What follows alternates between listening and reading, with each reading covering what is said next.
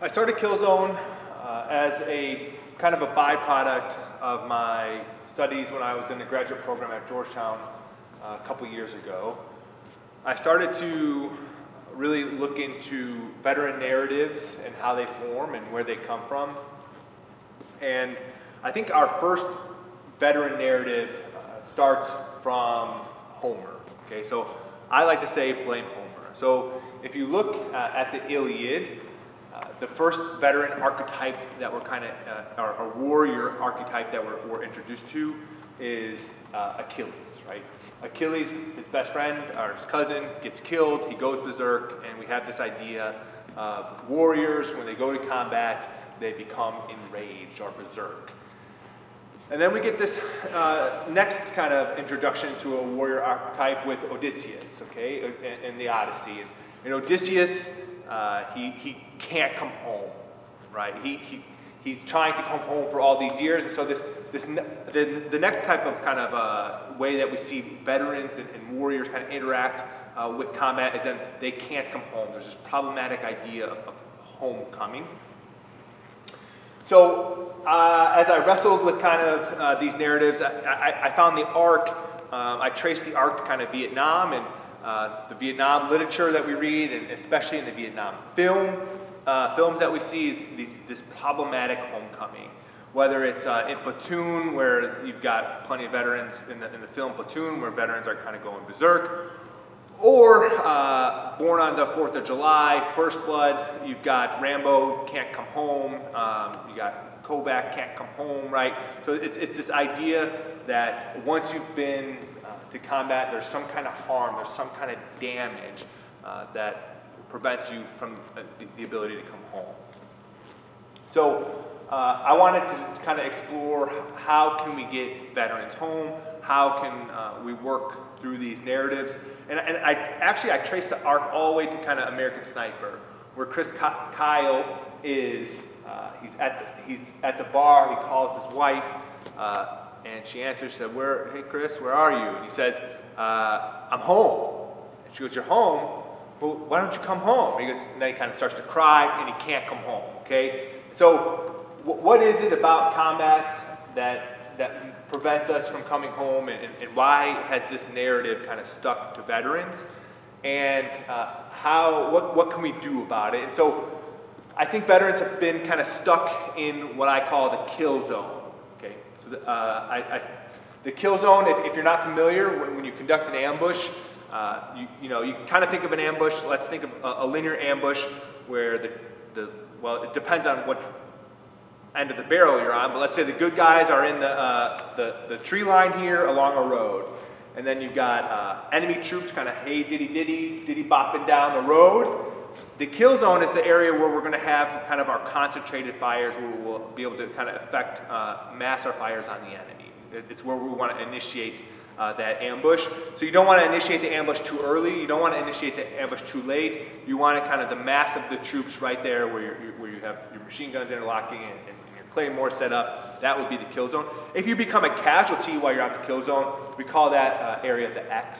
Anytime you kind of become a casualty, we call you the X. And so I wanted to look at how can we be more resilient?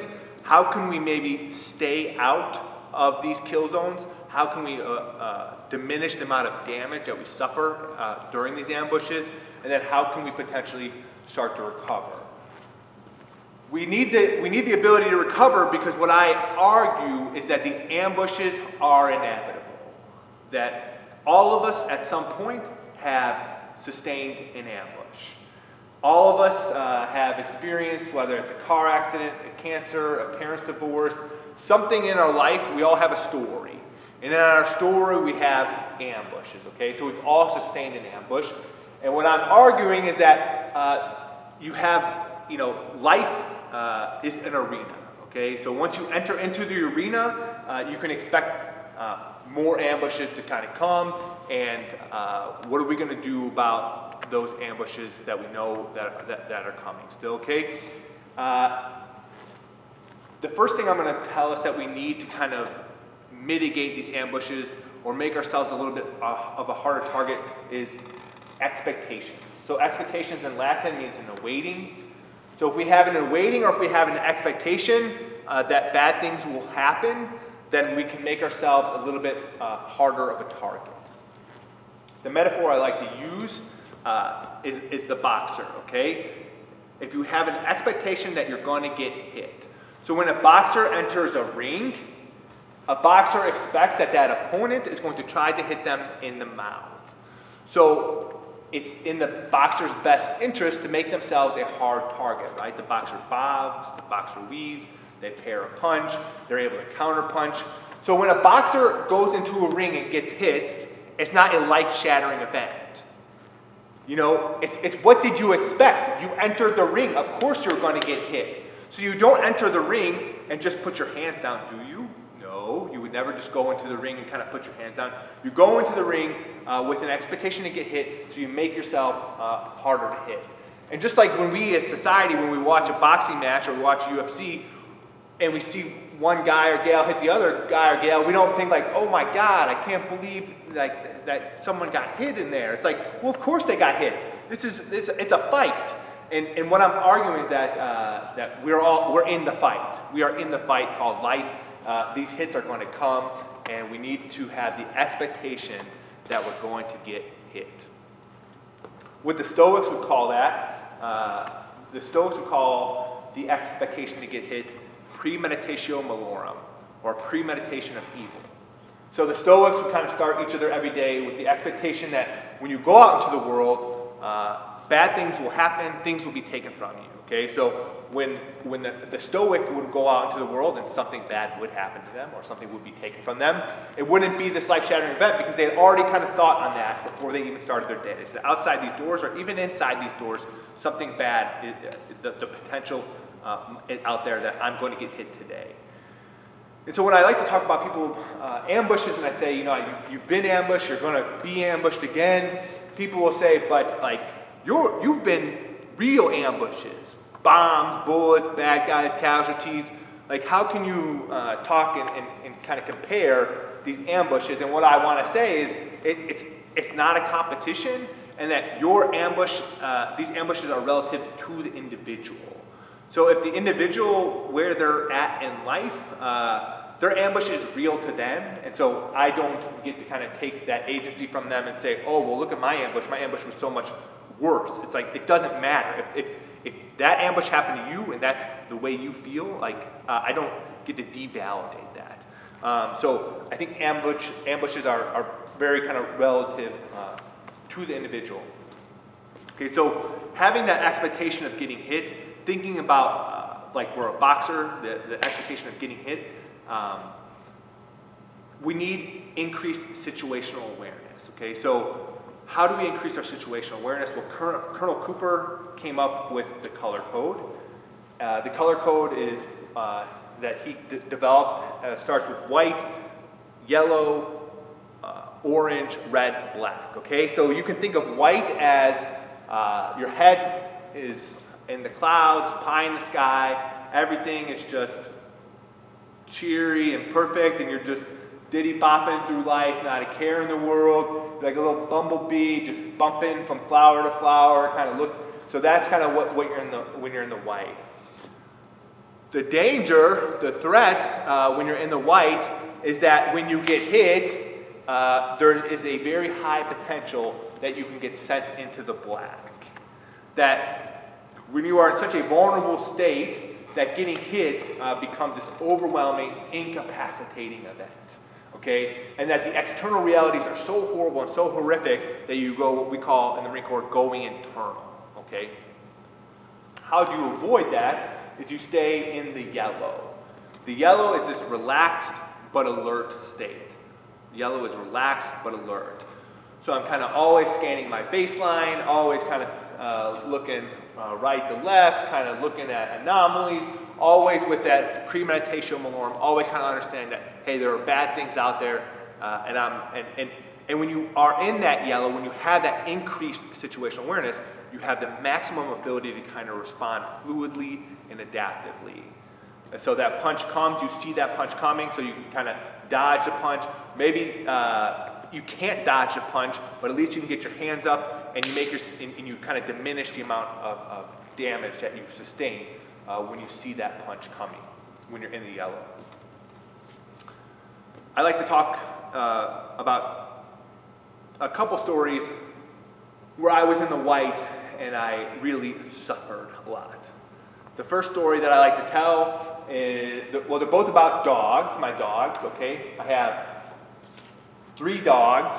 The one story is about how I went from having 3 dogs to 2 dogs. And then the other story is about my little rescue pit bull, Marley. So maybe we'll start with Marley. We'll start with that story. So when I finished up company command in 29 Palms, and I'm driving across the country and to go to Georgetown, and I stop at a buddy's ranch out in Texas. Has a beautiful ranch, hundreds of acres, and what we did there for my first ever crawfish boil, okay? For those of you that don't know what a crawfish boil is, I guess crawfish are like your little lobsters of the South, and you pull them from a creek, and you throw them in a big pot, and you put some corn, and some potatoes, and some sausage, and you boil it up, okay? So this is my first crawfish, then you dump it out on a big table, and everyone kind of eats. It's a very fun time, okay? So I'm eating, just stuffing my belly full of all these crawfish, drinking lots of Texas beers, and then after we all eat a big lunch, I start to float in the pool. And I'm floating around in the pool, looking up at the big Texas sky, just sipping on a little beer, Shinerbach maybe, and my wife turns to me and she says, hey, I'm going to go feed Willie, the mini horse, some carrots with my buddy's wife, and they were going to go down and feed Willie, the mini horse. Willie was a 28-year-old mini horse, okay? They're going to go feed him some carrots. Say, sounds good, hun, have fun, see you later. I'm gonna just float in the pool, drink some beers, okay? Next thing I hear is some screaming, and I sit up from the raft. Don't spill my beer though, make sure that I don't do that. And what do I see? I see Marley, my little pit, running through the pasture chasing old Willie. So I have to pop up, I jump the fence, I get caught in the fence, get all kind of caught up in the fence, and now I'm chasing 2 animals who are both much faster than me in my bare feet around hundreds of acres of pasture. During the chase, my buddy and his family kind of start to all come to the fence line to kind of watch this spectacle with horror. And the only way the chase kind of finally comes to a stop is that Marley has successfully latched on to Willie's face, okay? So I spear old Marley off of Willie, and then the real trauma starts for everyone because I give Marley such a thorough ass beating that the general public is doubly horrified now that 1, my dog attacked the mini horse, and then 2, I've attacked the dog, and I think people were really questioning why this horrible family invited to this crawfish boil, and I can assure you that nothing will kill a party's vibe like when your pit bull attacks a mini horse, okay? After everything kind of settles down, Marley, fine, Willie, fine, me, not fine. Had a horrible kind of parasympathetic backlash where I'm just shaking, and for hours I couldn't kind of calm down about this, and it's like I've been in hundreds of firefights, right? Hundreds of firefights with real bullets, with real explosions, and you know what you do when you get back from a long day of fighting. You come back inside the patrol base, you spit a dip, you open up in your MRE, and you hope that you got like chili mac, and you just kind of shoot the shit with your buddy, and everybody's fine, everybody's cool, there's no issues, okay? I'll tell one more story maybe about an ambush that really, still to this day, I am working through. It has to deal with Mia. So Mia was my cane corso. She's the best dog. She came to me at a time where I really needed her. And this was last year. This was when I was still in graduate school. It was right around midterms in the fall semester. And Mia had stopped eating, but maybe just thought she had a little stomach bug or whatever, and I was in the kind of middle of midterms, didn't really have a whole lot of time to kind of address it. Well, then she started having like a myriad of issues, so I take her to the vet. The vet does her scan, says she's got cancer all over her body. She probably won't live another day. She's got to be in severe pain. You need to put her down. And what was so hard about that is Mia was only 4 years old. And 1 week, you know, she's happy, sweet girl. And then just like that, this dog who's done me so much good and has been such a constant source of joy and love in my life. So I brought her home, tried to feed her a steak, and Mia liked to eat. She's a big girl. She couldn't even eat the steak, so I brought her back, and I had to put her down that same day. And I was messed up from that. I mean, crying like a baby for days. And where people would try to ask me about it, I'd start, and I'm like, and I couldn't even, can't even. And it made me think, like, the year before Mia died, my grandmother died. And my grandmother's someone who is one of my greatest heroes in this life, and someone who I love more than anyone. And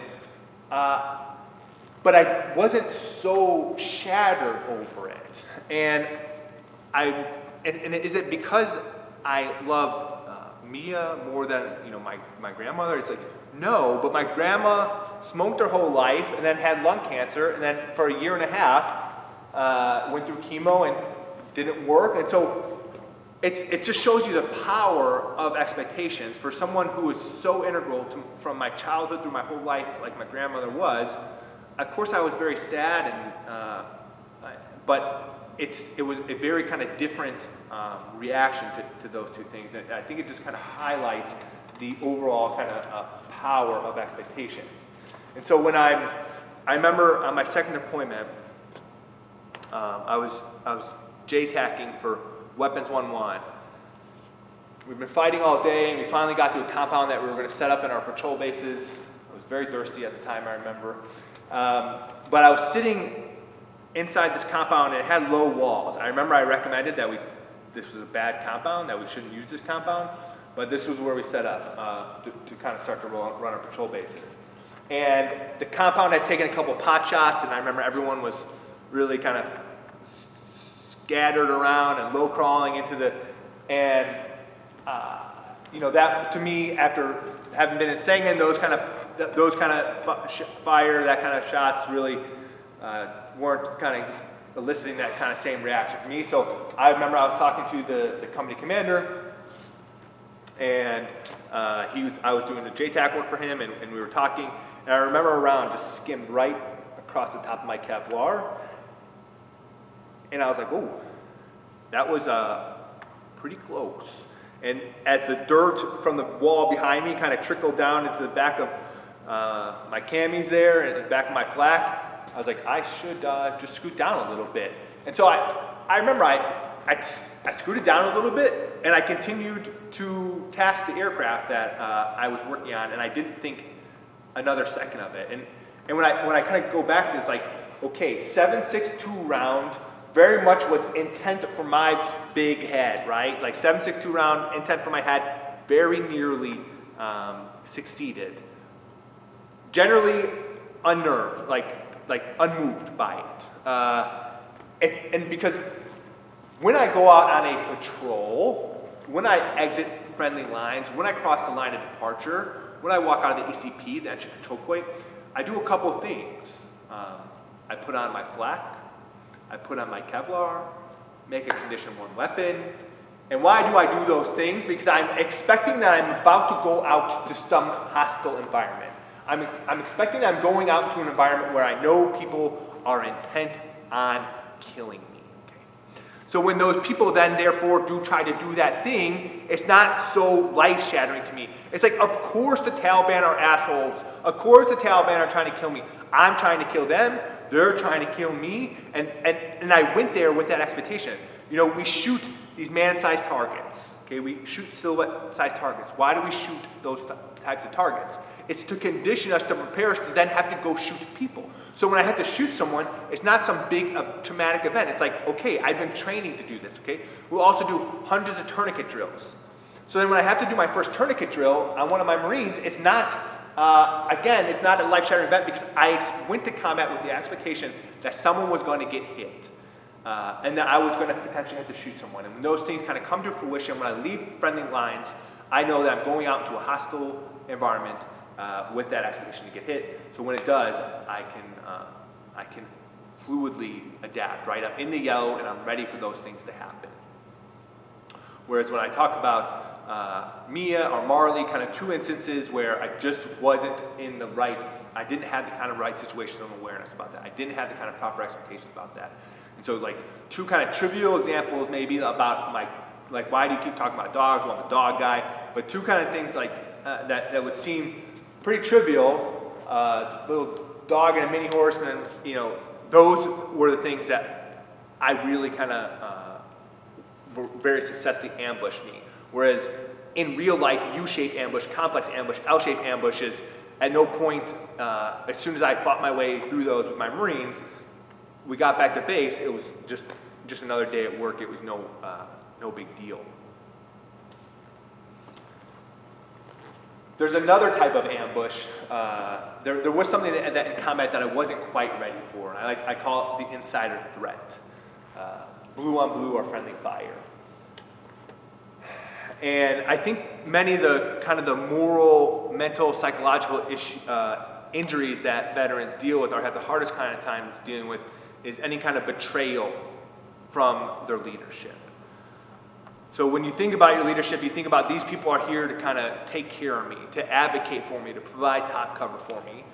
And I did not feel like, within my company specifically, that my leadership in my company was there to kind of take care of me. I felt very much like if anything had gone a little bit weird out there, that I would be the first one offered up under the bus.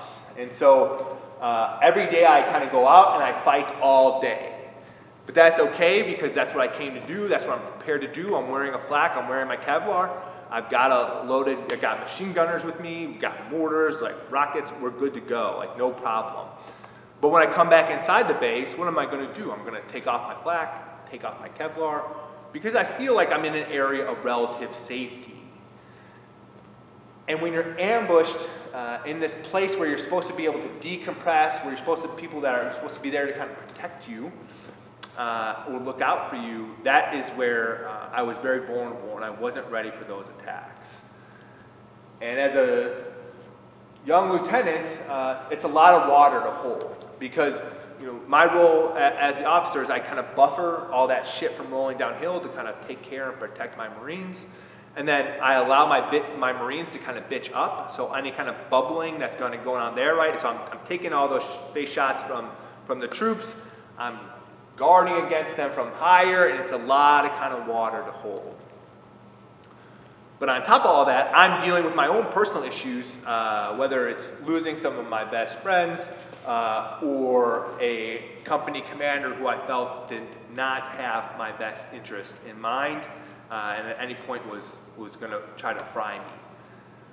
It was nearly too much, almost too much. I almost hit a breaking point there. Thank God I had a company gunny. Chris Carlisle and my platoon sergeant were kind of there to help me through that time. What would have helped me is if I had a more kind of stoic mindset. So who I like to point to in all this is Admiral James Bond Stockdale. Everyone is kind of familiar with the Stockdale story, but Stockdale is flying over northern Vietnam and gets shot down. He's got 3 to 4 seconds before he hits the earth as he parachutes, and he changes his expectations. He changes how he's thinking about things, and he knows he's going into the world of the classics, he says. And so when he hits the ground, gets captured, and they want to use him as propaganda. So what does he do when they find out they're going to try to use it for propaganda? He picks up a stool, disfigures his face, smashes it to a pulp, gets a razor, slashes it up to refuse himself to be used as propaganda. This is what Stockdale kind of had to say about that experience.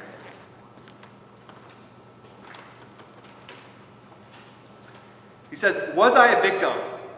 No, not when I became fully engaged, got into the life of unity with comrades, helping others and being encouraged by them.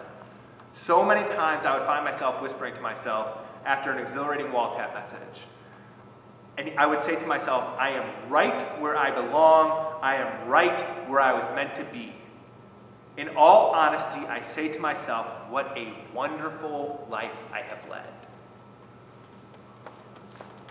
Was I a victim? No. I was right where I was meant to be. What a wonderful life I have led.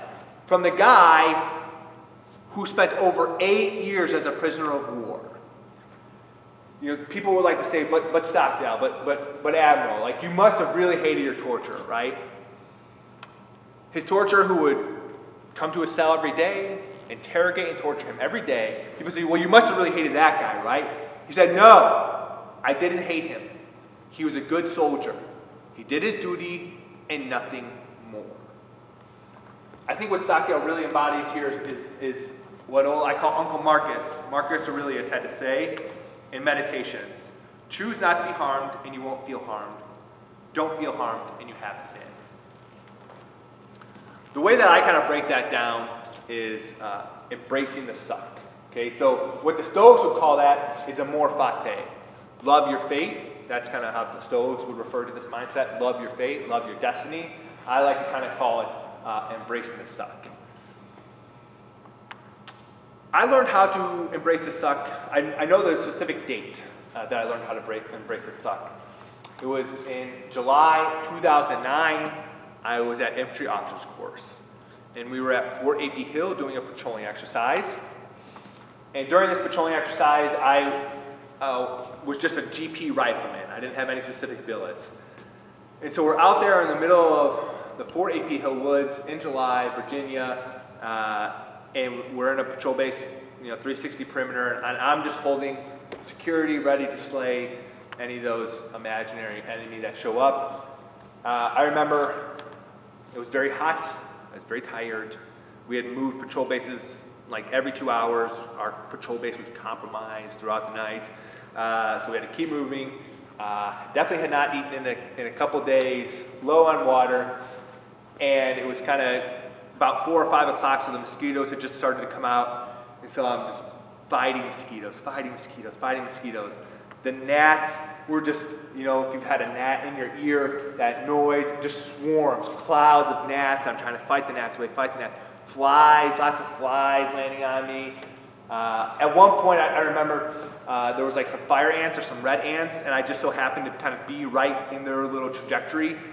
And I couldn't move my sector of fire, so I couldn't really move anywhere. So I would try to berm up like a little wall, little ditch to try to stop them. But the ants, right, they just keep marching in on me. And so I'm getting owned by all these little fire ants. At one point, I swear there was some spiders just repelling from the trees. And so as I continued to kind of fight all this, it finally dawned on me that nature was very indifferent to my existence and that I wasn't going to win. I could fight all these human factors and environmental factors all day, and it wasn't going to actually change my current situation. So in that moment, I embraced the suck. And I can tell you that has been very freeing and emancipating for me throughout my life. Because it allows me to transition from merely surviving to thriving. You can just surviving through life, surviving through combat, I think isn't what we should hope or intend to do as warriors. We want to try to find ways to thrive. And so embracing the suck really allows you to kind of start to thrive in that adversity. It gives you some power to know what you control and what you influence. And so I think that the next thing to talk about are our spheres of control, our spheres of influence, and our spheres of concern.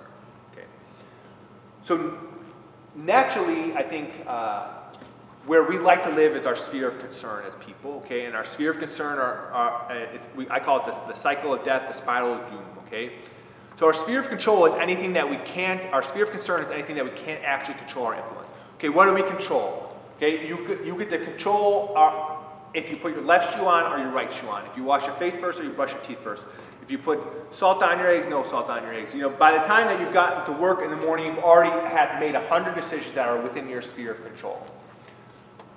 Okay, our sphere of influence, I say that we have kind of this 360-degree sphere of influence. So here's a grunt's version of science. So I would say that none of us are neutrons, okay? So I think a neutron is called such because it doesn't give a positive or negative charge, maybe, that it's just kind of neutral. I say we're much more akin to like the electron, who has like this positive ion or something like that, where it's giving off some kind of charge. And I say that our charge are 360 degrees. We're clearly, we have lateral influence with our peers. We have influence down with subordinates. We have influence with our family, our friends, and then we ultimately have a lot of influence still with our superiors as well. How we influence our superiors is one of the prime ways that we influence people that are our bosses, our leaders, is through one of the two kind of key things that we control, which is our attitude and effort, how we respond to things. So I think that's probably the two most important things that you can kind of control at any time is your attitude and your effort. How will you respond, okay? So your sphere of concern is all those things that are not within your control, that are not within your influence. Think of them as those future anxieties. Think of them as the weights of the past, okay? The Spartans had a kind of term for this idea, and so every time you're living either in the future, worrying about something in the future, having this anxiety about the future, and every time you're kind of holding on to something from the past that you cannot change. Here's the thing about the past. Unless you have a time machine, if you have a time machine, don't do that thing that you kind of feel sorry for or remorse for. You know, go change that, whatever you were going to do. Without a time machine, the only thing you could do about something in the past is be honest about it and make it right. So if you did commit a transgression, right, you go to the person, the individual, and you attempt to rectify that. And then beyond that, like, you can't control if that person forgives you or not, but you can make it right, and then you have to kind of, but what we'll do is we'll continue to just beat ourselves up about these things in the past. Or we'll think about this thing that is in the future that you actually cannot impact, you cannot influence, you have no control over right now, but that's where you're going to put your brain. And when you do that, when you live in the past and you hold on to that weight and allow it to drown you, when you live in your future anxieties, what you do is you deprive yourself of the only thing that is guaranteed, which is the present. And so the Stoics had another term they called Momento Mori. You know, at any moment you could die. And if you're thinking about at any moment I could die, then what you're going to do is you're going to value this moment. You're going to die living, right? You're going to make the most of each and every moment and understand like what a precious, precious thing that life is, what the present is. And you wouldn't trade this, because the only time that we have to live, to love, to feel joy, to feel happiness, to feel anything is right now. So why then would we forfeit? Why would we rob ourselves? Why would we deprive ourselves of that only time that we have any ability to experience anything, which is the present? Why would we continue to forfeit and trade that away for our past and for our future?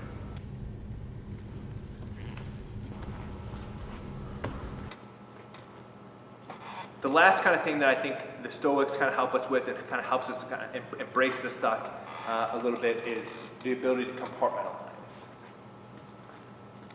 When you start to compartmentalize, you can kind of, you're able to kind of shut some things down. So I think compartmentalization, as far as resiliency, is critical, especially on the battlefield. So when you're on the battlefield, you have all these inputs, all these emotions, all these kind of things kind of going on at any given time. And what you have to kind of focus in on are the mission and the people. And anything that isn't the mission or the people, you have to be able to kind of quickly cleave off. I remember it was about a week into my deployment, and maybe a little bit closer to 2 weeks. And I was out on a patrol with my second squad, and we were in a pretty good ambush ourselves. And I heard a call come over the radio, and I could hear the Z-miss, and the zap number, and I knew that it was my best friend, Lieutenant Cam West. And his radio operator, Lance Corporal James Belk, had been killed. Cam had been hit, and he was urgent surgical casualty. And I heard the chatter, and I knew it wasn't good, and I knew that they didn't think he was going to make it. And here's a guy that, that I cared more about, deeply about than, just about anybody else, and I'm listening to the traffic about how he's dying. But I'm in my own firefight, and I've got my own Marines to lead, and I've got people looking for me to kind of help and support and to do what I have to do. And so my ability, what I needed to do was just kind of shut that off, compartmentalize that, and kind of focus on what I needed to do to fight us through that ambush, kill the bad guys that need to be killed, and get us back to base. So when I got back to base that day, I remember Lieutenant Will Donnelly, who ended up getting killed at the Battle of Thanksgiving, another very good buddy of mine, met me at the gate, and he said, "Hey, Cam's been hit. They don't think he's going to make it." I said, "Thanks, Will. I appreciate it." And I did my debrief with my platoon, and I realized I needed a moment. So there was really nowhere private in this patrol-based fires. There wasn't a whole lot of kind of private places. The only private place that I was able to find at that time was the detention facility, which was a rare occasion that we didn't have kind of anybody in there, and it was open and available. So I remember going into the detention facility, and I started to weep, and then I was on my knees weeping, and then I was kind of prostrate on the ground weeping, and it was just too much. This guy who was kind of John Wayne to me, my best friend, thinking, we've already had several people in this battalion killed in action, like, this is just too much. And I don't remember how long I was down there, but eventually I kind of gathered myself together, pulled myself together, and went to my room, my little mud hut. Well, I had a Snickers. I had packed a Snickers away when we were stateside in my pack, in the bottom of my main pack, and I said, on a bad day, grab a Snickers, right? On a bad day, I'm going to eat this Snickers. That'll help me with my morale. Save it for a rainy day. I didn't expect that rainy day to happen within like the first week and a half, but there we were. So I open up my pack, I kind of start to dig through my pack, and pretty quickly it becomes apparent that my pack has recently been the home to a bunch of Taliban mice. And my pack is kind of covered in piss and shit. And as I dig through my pack and I find my Snickers bar, it is completely ripped to shreds and eaten up by the Taliban mice. And it was more than I could bear. At that moment, I really just started to break down all over again, and I kind of became actually physically ill for the next 24 hours. After those 24 hours, though, I was kind of a different person. And in a good way, and maybe not always such a good way, but in the way that I now had the ability, the Spartans did a thing where when they went into combat, they would break their bracelet, and they would put half of the bracelet, half of these tickets back into a basket, so that if they were killed and you couldn't recognize them, people would be able to just kind of match up the bracelet. But also what that was kind of symbolically representing is that you were kind of your humanity. You were basically breaking off your humanity. So all the good things that about us, we kind of break off and we leave in that bracelet, and our more base human, our base like animal selves, the baser version of ourselves, the more savage version of ourselves, kind of goes to the battlefield. And I broke the bracelet, I think, that day, and I had a lot, it's hard to kind of reattach it sometimes. I think that's where the struggles come. But then when I would have experienced additional casualties and additional kind of hardships while I was in combat, it wasn't ever so, because now I've had the expectation, now I kind of, I've put myself in a kind of different mindset where I am in this hostile world where anybody can be taken, even my best friend. Okay, so we've talked about how situational awareness can kind of help with our resiliency. When we have the cognitive dexterity to be able to kind of fluidly respond and adapt to things because we're in the yellow, because when we start to realize that life is a ring, and we make ourselves a harder target to hit, because we have the expectation that someone is out there and we're going to get hit, it's going to happen. So that way we see that ambush coming and we say, oh, that's an ambush, going to stay out of there, I'm going to stay out of that kill zone. Or we inevitably end up in the kill zone, but because we put our hands up, because we've done some things to make ourselves a little bit more insulated from that, we don't quite sustain as much trauma or damage. There's a little less bleeding that happens out there when we have those kind of expectations. Because we can embrace the suck, because we focus on our sphere of control and influence, and we don't kind of get wrapped up in, like when I was living in my sphere of concern on my second deployment, kind of just allowing myself to be repeatedly harmed, right? Don't feel harmed and you won't be. On my second deployment, I had that kind of that insider threat, and I was living my sphere of concern, constantly feeling harmed. But when I start to kind of love my fate, Amor Fati, I'm able to embrace the suck and take a bite of that shit sandwich and not be so harmed. So hopefully we have a few tools that kind of equip us to make us a little bit more resilient, that will help us stay in the fight a little bit longer. But what I argue, and what my argument here, is that no matter how resilient you are, that ultimately we all get hit. That ultimately we all are going to end up on the X. And so the next part of the talk kind of dives into that, how do we start that recovery? How do we get off the X? And so if the first part of the talk is focusing on situational awareness, kind of having those expectations and kind of looking out there for those things to come, those ambushes out there, then the next part is about self-awareness. So the Marine Corps does a really good job of training us to identify if you have a gunshot wound, okay? So if you have a gunshot wound, we can say, hey, you got a gunshot wound. I know what I'm going to do here. I know I'm going to start to treat this. What we don't always really do is a great job of kind of doing that. How do we have the self-awareness to know if we've been wounded morally, psychologically, mentally, spiritually? How do we assess those type of wounds? First, you have to be aware that you've actually been injured. So how do you know? And I remember on my second deployment, I was at, it's called Patrol Base Long Beach. It was outside of Marja. And I was on the Afghan, it used to be an artillery position back when Marja was bumping. But now it was only just Afghans lived there. There was a little Afghan recon company that I was advising. And I was one of just a couple of Marines. I just had a couple of Marines out there for my security, and it was just me out there advising these Afghan recon soldiers.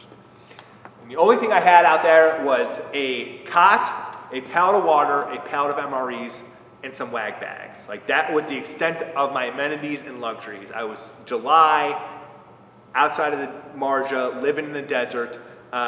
It was hard living.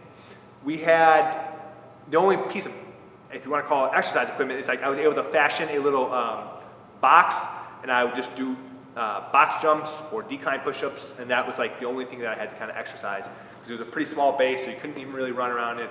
There's nothing. So I would do a lot of box jumps. Well, one day I'm doing some box jumps and I miss the box, and I shear off the front of my shin almost down to the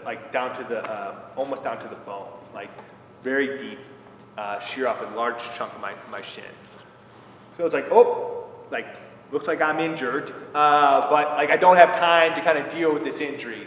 I don't have time to kind of, I've got patrols to do, and so what do I do each day is I don't even bother to put some Neosporin on. I don't even bother, I just put it back in the same kind of grimy camis that I'm wearing every day, and I'm going out and patrolling. It's over 100 degrees, and just keep pushing, keep pushing, keep pushing. Well, I noticed like it's starting to get infected, but hey, whatever, it's turning some weird colors.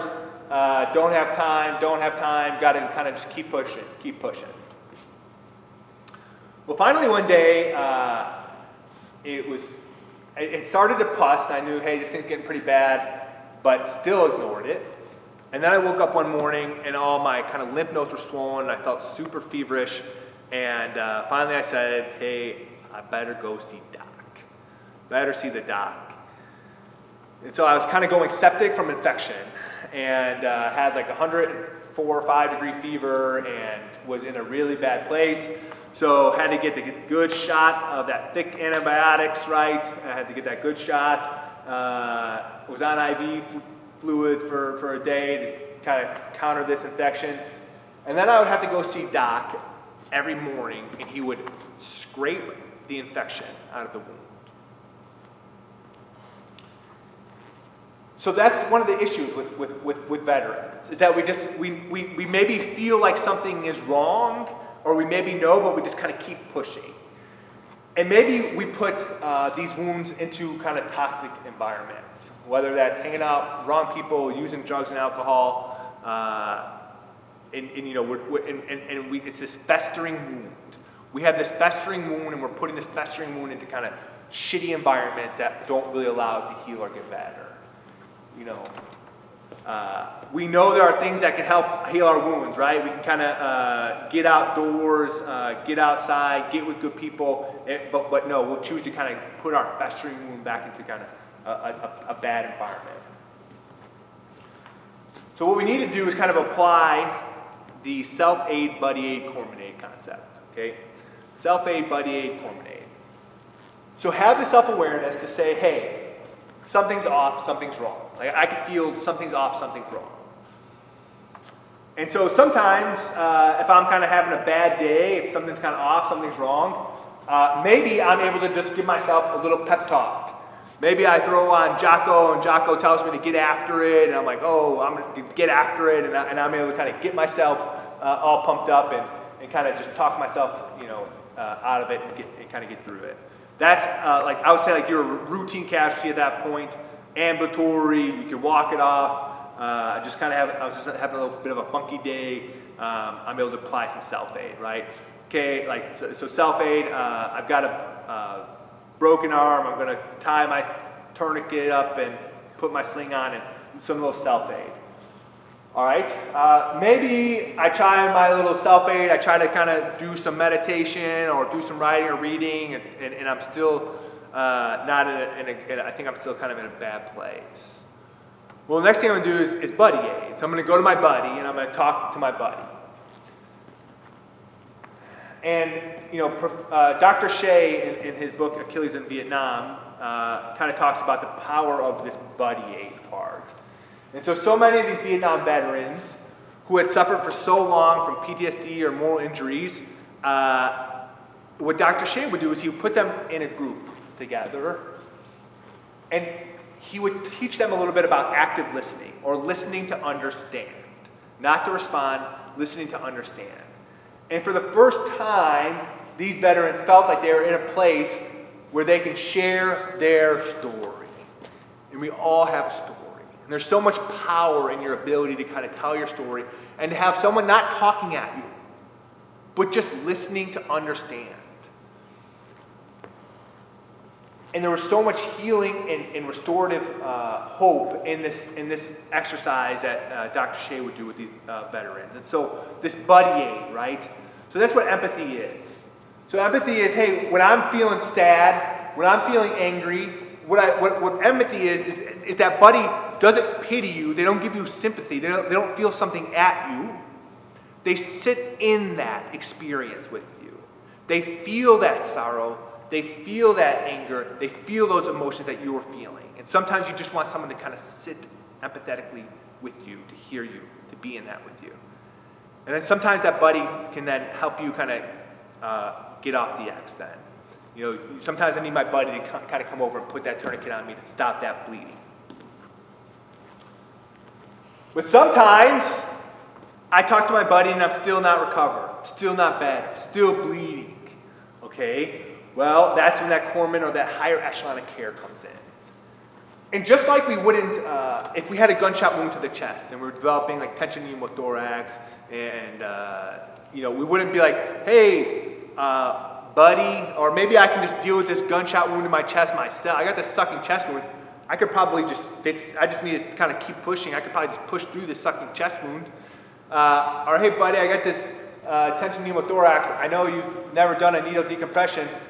Go ahead and start practicing on me at this. Like, no. What would you want to do if you had a second? You would want to go see the doctor. You would want to go see a trained professional who knows how to save your life. And the good thing is, like, the VA and the resource that we have today, it's never been better. So you got to go see the doctor. You got to go see someone who's a professional that knows how to stop that bleeding. 'Cause otherwise, you're going to bleed out.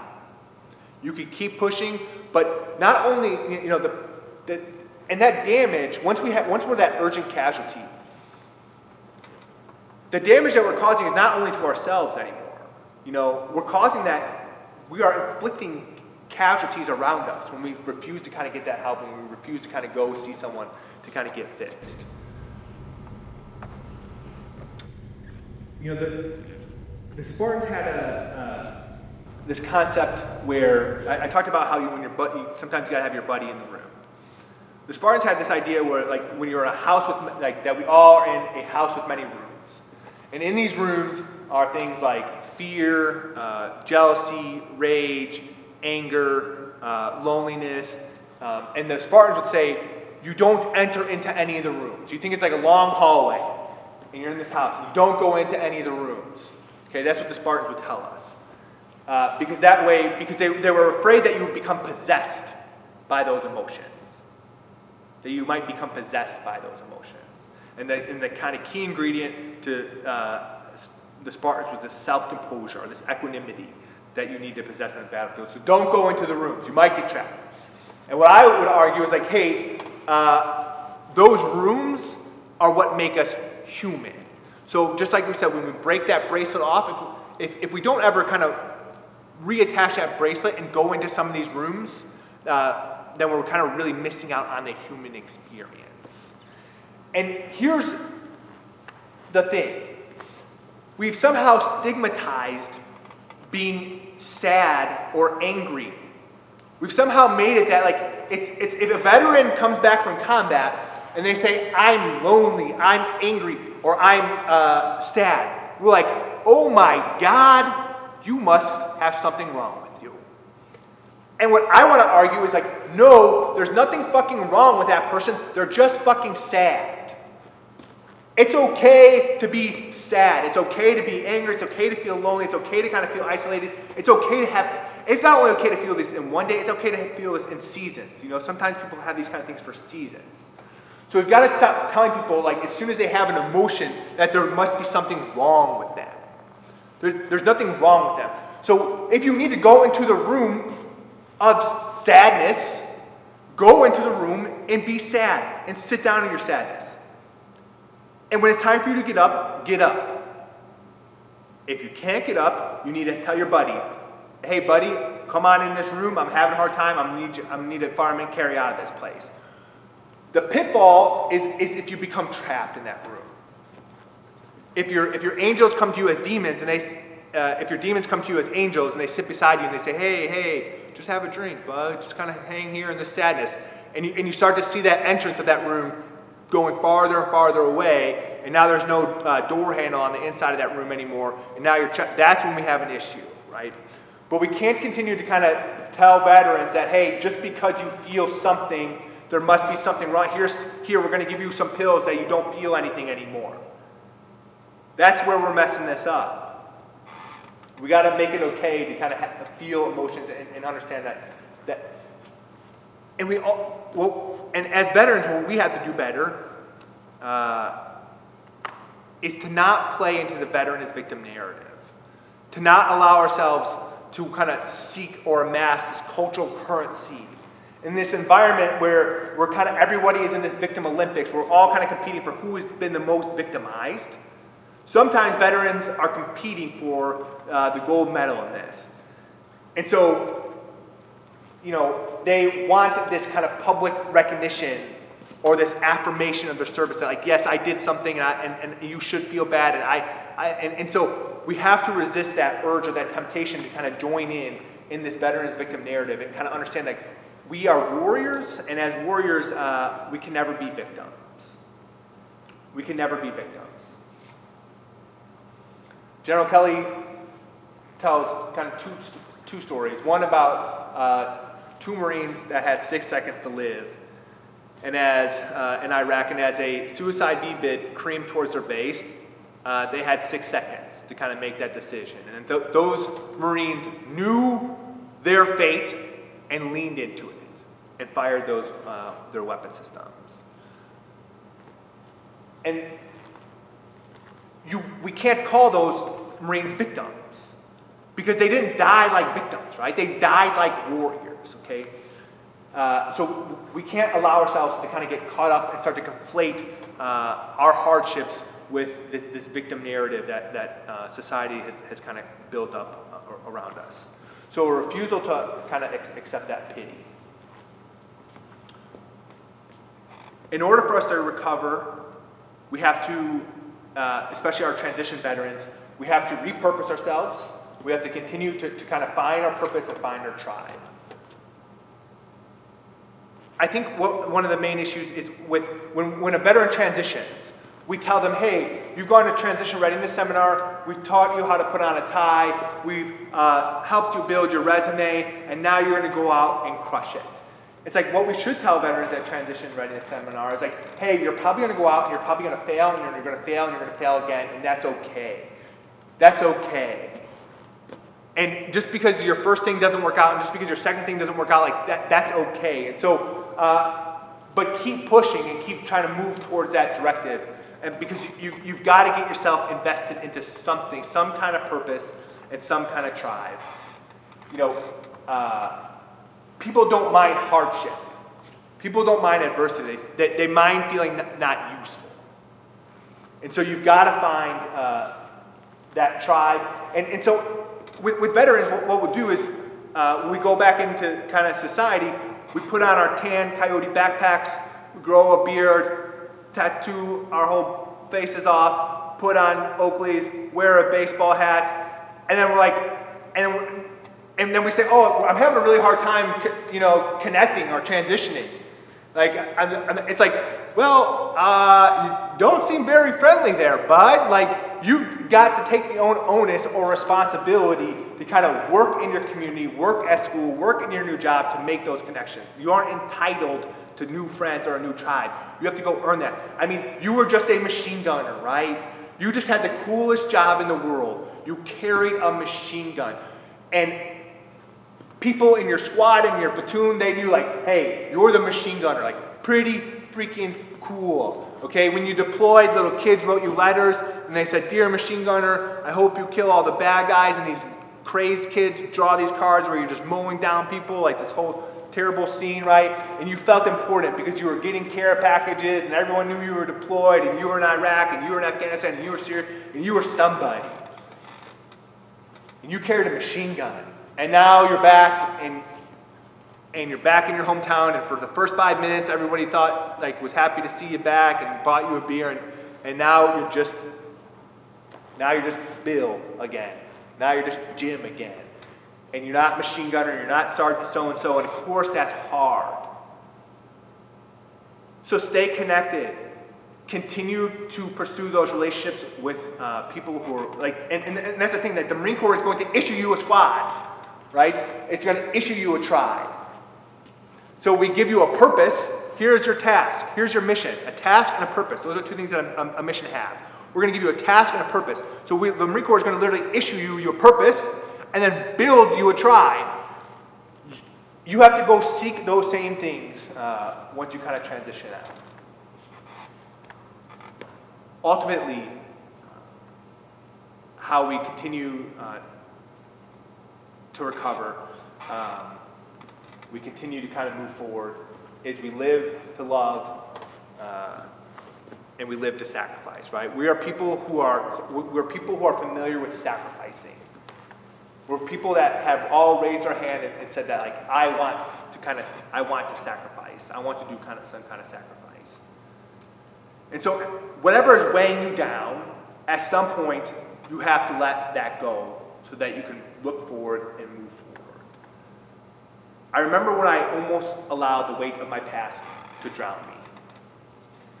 Well, it was actually my physical weight that I was carrying, but it's metaphorically the weight of my past, okay? So I was crossing the Helmand River, and for the one time on this deployment, we had received intel. You know, you watch these movies and stuff, and it's like, oh, the bad guy is going to be on the objective building at 02:30, and they'll be wearing a green shirt, and they have a secret little twitch that's going to give them away. Like, no. You know how I found out information? I walked around, I found an IED, I would say, oh, there's an IED there. I would tell the Intel Marines, and then they would send me a report next week to say, hey, outside the compound, there's an IED there. I would say, yes, I know. I told you last week. That's how intelligence worked for me. In this one rare instance,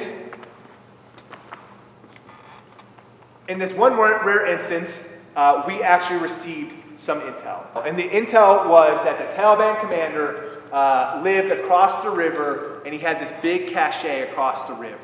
Okay, so what had happened is that other Taliban commander had switched sides. He went to the Afghan police and he said, hey, I used to live in that village, here's where all our stuff is.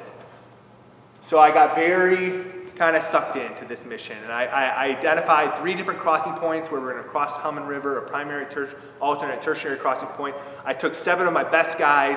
We left it. I took some snipers, some machine gunners, a dog handler, a forward observer, and a linguist, a Marine that was trained as a linguist. And we went in the middle of the night, which we rarely did in Singen because the ID threat was so high. We usually find IDs through visual markers. And as we start to cross the river at the first point, nope, can't cross it, river's too deep. Next point, river's too fast. Next point, tertiary point, river's too fast and deep. So around 2, 3 a.m., we'd been out there for 4 or 5 hours, out in the water, trying to cross the water. I was doing really crazy things trying to get across this water. Finally, I accept that we've reached no-go criteria. I show up at some guy's house at 4 in the morning. I say, hey, we're staying here tonight. We'll be gone by the time the sun rises. We sleep in that guy's courtyard while it continues to rain all night.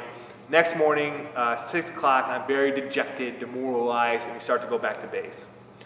Well, my engineer says, hey, look, sir, I think this looks like a good spot to cross. And of course, I'm a young lieutenant who just has a hard time accepting that no-go criteria. So I say, okay, let's do it. And so 4 of us kind of, he and I walk all the way across the river to about maybe 5 feet to the bank, and I say, okay, it's a little bit deep, but it's all good. This is great. So I go get 2 other Marines, 1 sniper, and my radio operator, and we start to kind of cross the river. And right to the point that we turn around, we take 1 more step, and my engineer goes under. I grab my engineer, I try to pull him out. In pulling him out, I go down under the water. And immediately, it goes down to about 12 feet deep, and the current is pushing me to the bottom and pinning me to the bottom. And immediately, I'm kind of thinking like, okay, I either need to ditch my gear or I'm going to drown. And the Marine Corps does a really good job of indoctrinating you about gear accountability and how important gear accountability is. So I'm thinking, well, true, I need to ditch my gear or I'm going to die, but if I ditch my gear, I won't have gear accountability, and it might be better to be dead.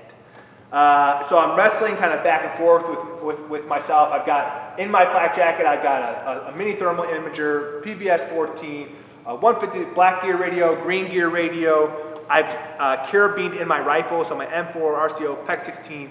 I've got a 9mm, all kind of on this flak jacket, and I'm just kind of, and I'm just in the bottom of the Helmand River, thinking about what I'm going to do.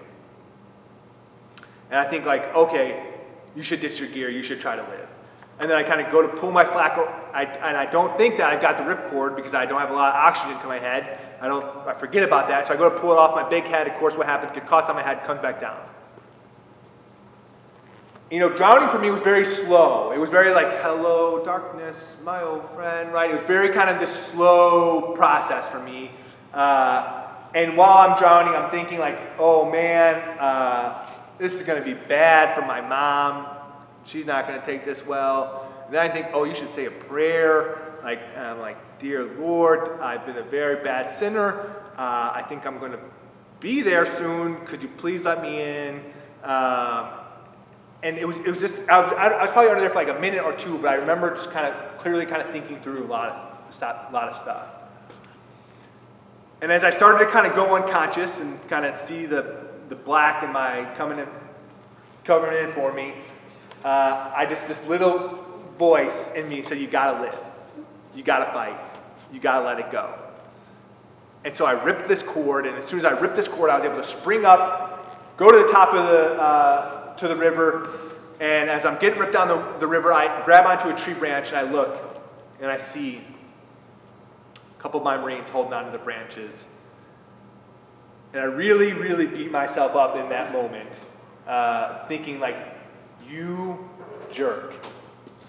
You almost killed these Marines, and for what? Like, how would you have wrote that letter home? Dear Mrs. So-and-so, I refuse to accept no-go criteria, and in my own zealousness and stubbornness, your son is at the bottom of the river. I remember just beating the crap out of myself right there in that moment. All that to say, how are we going to recover is we're going to let go. We're going to let go of those things that are weighing us down, that have been crushing us, that are drowning us. We're going to have the self-awareness to say that something's wrong. Whether it's spiritual, psychological, mental, something's wrong. Can I fix this myself? No. Can I talk to my buddy about it? Do I feel better? I'm still bleeding. I'm still on the X. How am I going to get off the X? I got to get to a higher echelon of care. Okay? I got to get to a higher echelon of care. I'm going to realize and recognize that, hey, just because I am experiencing a season or a spell of sadness or anger, like, that's okay. That doesn't mean something's wrong with me. That means I'm human. I'm not going to allow myself to kind of get caught in this veteran as victim narrative. I'm not going to get caught in this societal, this cultural currency where we kind of seek out this victimized status. And I'm going to find my tribe. I'm going to find my purpose. I'm going to live to love, and I'm going to live to sacrifice. Live to love, because those men who demonstrated the ultimate act of love, the ultimate manifestation of love. No greater love hath a man than this, that he who laid down his life for his friends. You got to see love in action. You owe that love to pay that love forward. You're going to die living. You're going to embrace the suck and kind of get out there and get after each and every day, because you know people who lived incredible lives, and you're going to live in a way that kind of honors their legacy, that you're going to carry that legacy forward. And you're going to continue to live a life of sacrifice, because that's who we are as veterans. We're people that raise our right hands and we say, I'm willing to make this sacrifice. So finding ways to repurpose yourself for that sacrifice is going to help us move forward. Tying back into Homer and the narrative, starting with Achilles and the Odyssey, the idea of the warrior who becomes kind of unhinged or goes berserk, the idea that you can't come home, and you trace that arc to kind of Vietnam, you trace that arc all the way to the global war on terror. So we're looking at narratives, and how are we going to elevate that narrative? We're going to start by saying that, look, we all sustain wounds, but we'll refuse to be defined by those wounds. We'll say that we all have scars, but that our scars tell a story. And that story is of a warrior. And as warriors, we're going to refuse the pity, we're going to refuse the victimhood, because as General Mattis said in one of his speeches, that I sometimes don't know how to embrace those that weren't there, those who didn't have the privilege to get their PhDs and master's degrees in their youth like I did when I went to combat. What we must recognize is that this story doesn't stop. It hasn't stopped. That our time in combat is just it's a significant chapter, but it's not the definitive. It's not the end. That we have an opportunity to keep writing our story and to turn the page and that sometimes we'll go back and we'll turn back and we'll look at that. And that experience is going to be different for each of us. But we have the opportunity to elevate the narrative around veterans in combat, to get off the X, to keep pushing, and to keep writing. Stay in the fight, get some. Thanks.